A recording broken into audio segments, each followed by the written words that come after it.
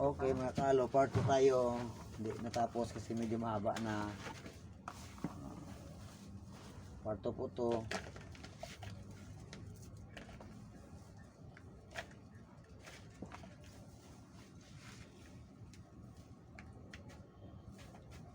Crossbreeding na yata to sa ano eh. Sa ano to yung crossbreed sa cardboard substance. Oh. Kasi Unpull na ano. yung ano yun, matigas yung makapal dahon na niya. yung dahon niya. Cardboard. Mm. Para crossbreed sa cardboard. Yung materials nito. Pero green pa to pag nang dumating. Yung talbos niya medyo may Yung ngayon may ano na, may labas na yung kulay. kulay. Unti-unti. Labas to. Pero yan ang kagandahan mga kalo kasi matibay ito sa init. Yun may ano may unti-unti no. Matibay ito sa init kasi makapal yung mga dahon. Kasi yung mga Matibay sa init at hangin. Kasi yung mayroon kami dito na puro talaga pero madaling masira.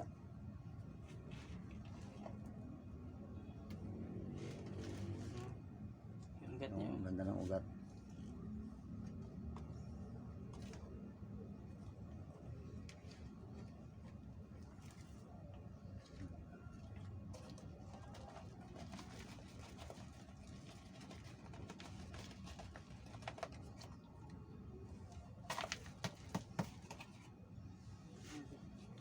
Pag maganda na yung tubo niya, hindi na namin tinatanggal yung pating mix niya. Kasi parang hindi madisturbo yung ugat ng tubo niya. Dinadagdagan na lang namin yung kulang sa gilid.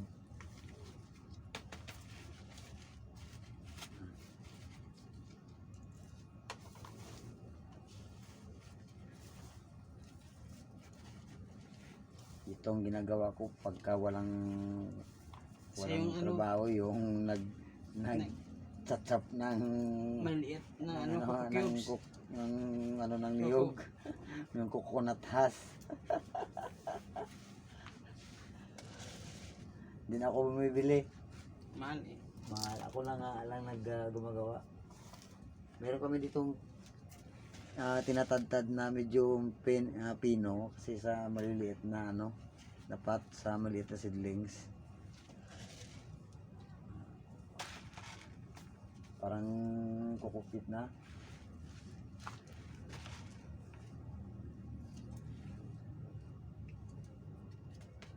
Yan Yan na. Mag-aantay na naman to ng mga 5 buwan o mahigit. Depende sa tubo ng ugat. Pagka masakit na, di ripat uli. Hindi pa to final. Pagka puti na yung pot niya, medyo ano na yan, matured form para sa matured na. Pag matured na kasi laki na yung pot na nilalagay kasi kailangan malaki.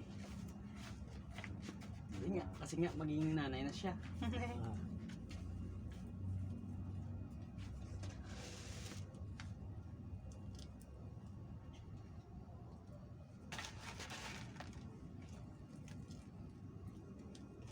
Ito, Black Scorpion. Pero kaso hindi pa wala pang variegation. Black pa lang, wala pang variegation. Pero Black Scorpion to, ganda to pag mga lit blue. Mga dalawa pang dahon, nalabas tong yung variegation niya. Yung sa lumang dahon niya meron ng kulay. Mabilis lang lumaki kasi green lang siya. Pero hindi, ito sa lumang dahon niya meron variegation. Sa lumang dahon. Pero hindi pa yan ang tunay na kulay niya. Red na. Red. Pero sa nyulip niya, yung mula nung sa amin, hindi lumabas. So, sige lang. Lang yung ganyan.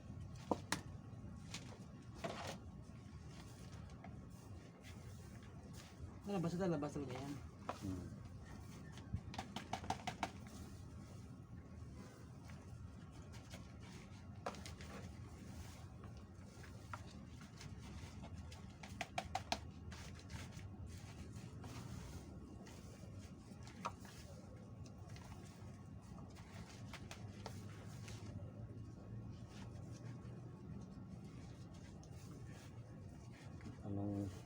Itong kasunod ano to?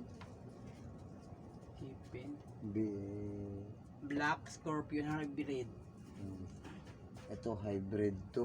Black Scorpion. Sige, tapusin mo na yung isa. Ito kasi ano to eh. Black Scorpion lang to. Oh. Ito Black Scorpion, ito Black Scorpion hybrid.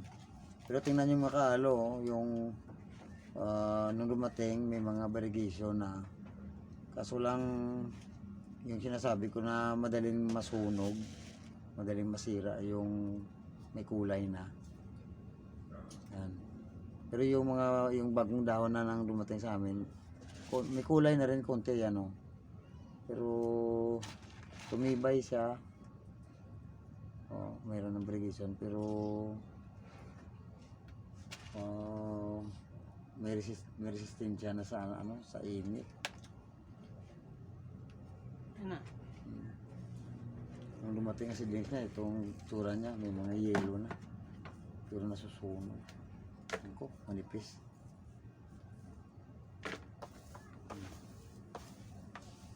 Ito tapos na. Black Scorpion tong isa. Ito Black Scorpion hybrid.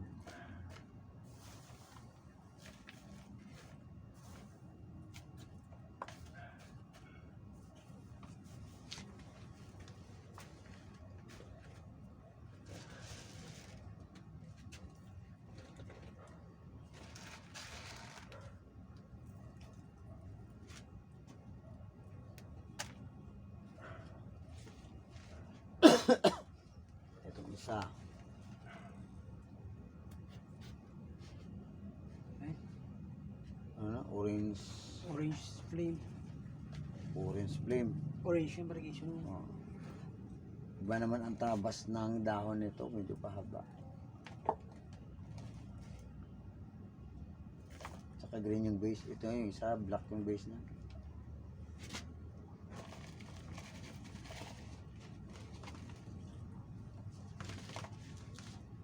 Okay. Dalawa. Tatlo na lang.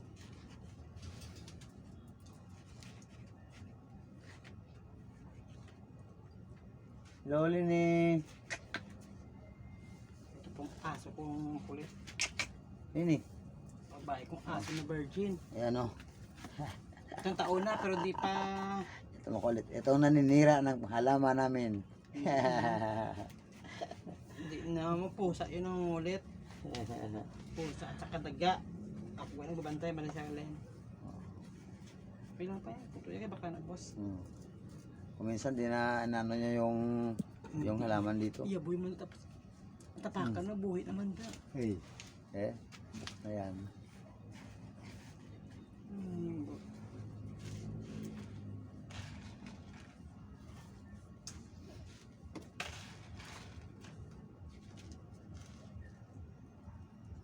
Aba inang gani pa.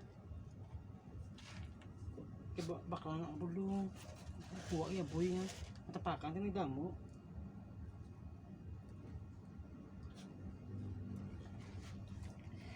Simple. Ayan. Ano lang yan pag nadiligan. Ito na yung orange flame. Orange flame. Wala pang kulay. Ito niya po. Nagkaroon na.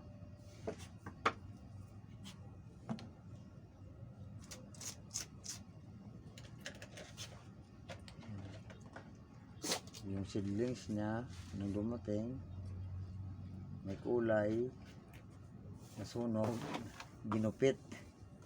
Ayan.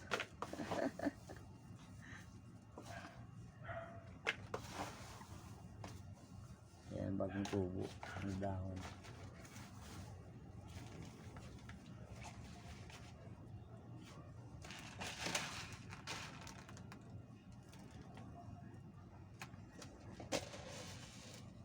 Dalawa na lang.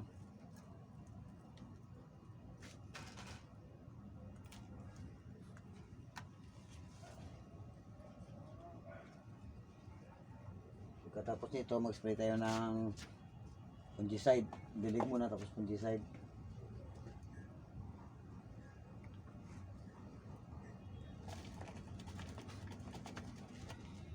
Yung maraming insekto na maliliit, yung parang kulay green.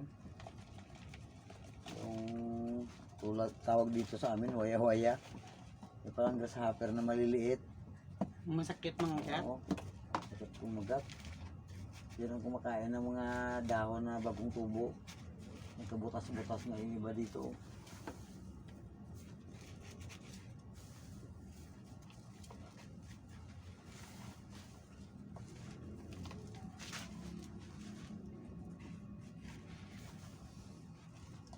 Hindi isa na lang.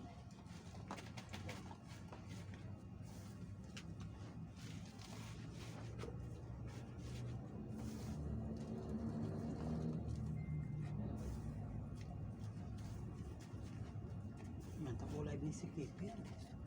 Hmm. Mantap po live ni si Kipin.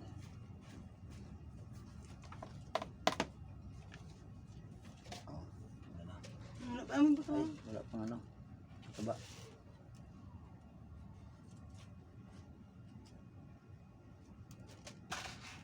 Kasi pag binabasa mo, yung fertilizer, kusa na siyang tutunaw. Pero matagal. 3 months kasi. 3 months. Bago maglagay uli. Itong isa walang pangalan. Yung bugos. Kalimutan ko yung pangalan sa tulagay. Nasa messenger ko naman kaso tinatamad ako maglagay. Black base po yan. Nalaman niya pag mamakina. Kaya mo yung dahon na una, maliliit. Eh yung sa ibabaw na malaki dito na sa amin tumubo yan.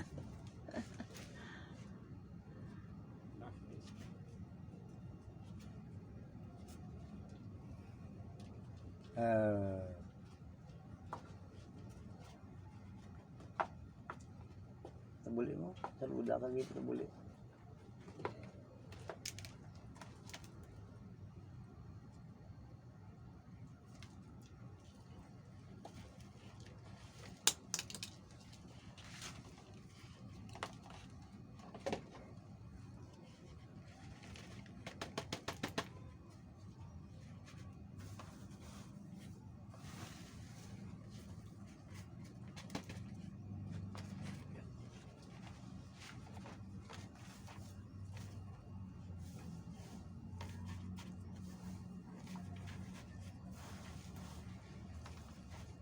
Hindi lang dinidiin na maigi yung mga kalo kasi para hindi masira yung ugat niya. Yun lang. Inaalog-alog lang ng ano para Tawag ito, pakpak lang. inaalog-alog lang. Kunting push-push lang mo. Kunti, pero hindi Pagka, yung kung diniligan mo yan mamaya, Mas mag ano na rin siksikan yung cutting mix niya. babaan niya. Compress. Kasi pagka idinihin mo yan, sigurado sira yung ugat niya sa ilalim.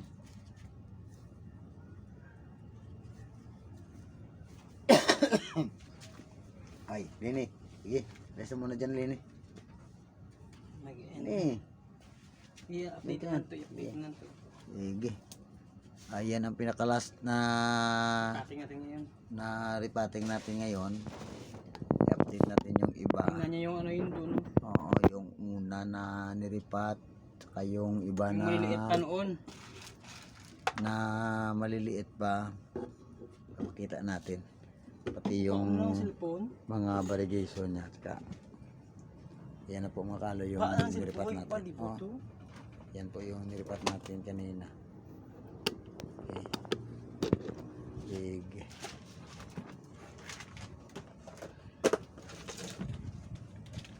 Yung iba na maliit pa yan para makalo. May 3 tray pa tayo na hindi nilipat sa malaki. Wala lumating. Karaniwan nung naiwan yung mga mga nakapulbar na nalulusaw yan. Tingnan mo yun, kulay puti. Tagal lumaki. May mga variegation na maliit pa lang. Yan yung isa. Nalulusaw ko yan, makalo ko. Ito.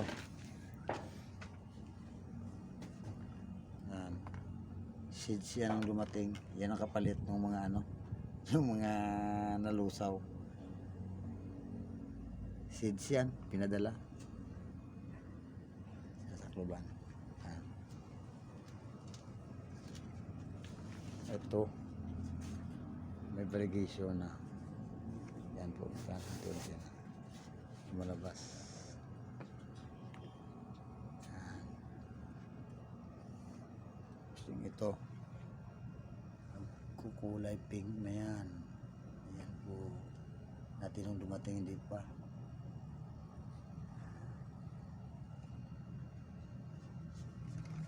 Tulad yan. Yan yung cardboard natin. Maliit. Nasa 3. Isa.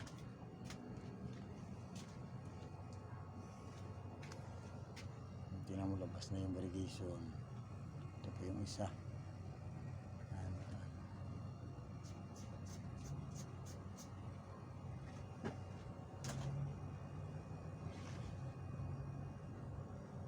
Ito maghalos magkasabay-sabay sila nung niripat, pero matagal lumaki.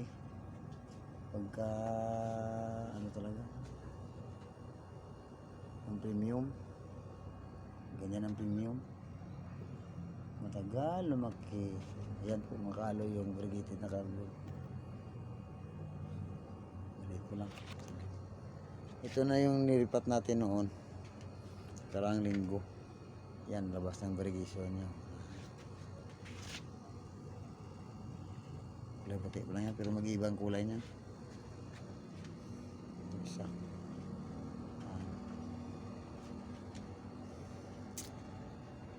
Yan, makalo.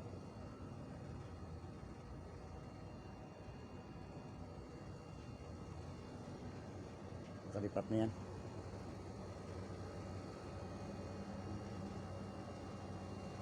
Yan pa lang ang nilipat namin.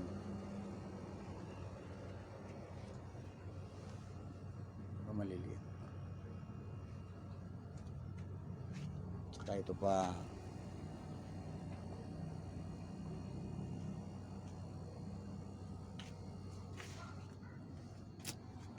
Higit 200 pieces.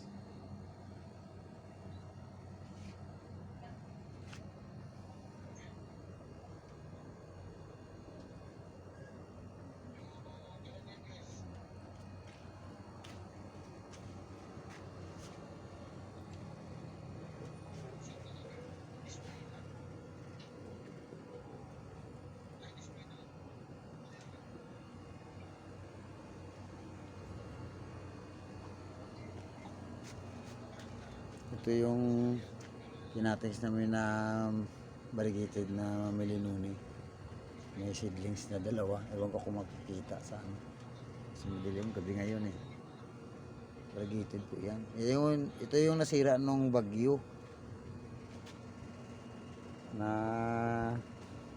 buti hindi na anod. Naabutan namin na nakalutang. Yan, may seedlings na maliit. 2.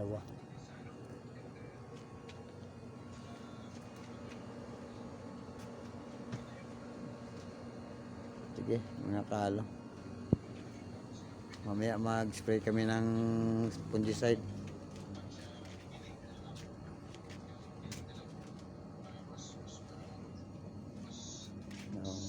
Yung cardboard may liit ko. Yan yung cardboard namin ano, na mga seedlings. Ililipat ko na kasi sa malaki-laki. Iriripat din namin yan ngayon. Ayun, ito pagdating last time, di ba? Pati maliliit yan, oh. Yung Ito. akala mo Ito. hindi makarecover. Ayan, nakikita na nila yan. Pati dito hindi wala pa marigation yan. Ayun, oh. Yung newlip niya, yan yung kulay, oh. Isang buwan pa lang. Isang buwan pa yan dumating. Ito yung mga Laki ng daon niya, daon, akala oh. namin, oh. Laki ng daon, no? Haba. Hanggang dito pa. Malaki na. Haba. Newlip yan. 1 month pa lang dito yan sa amin. Haba na. Kamay ko na. Nagkakulay na. Mga late bloomers. Yan pa yung cardboard. Na maliliit.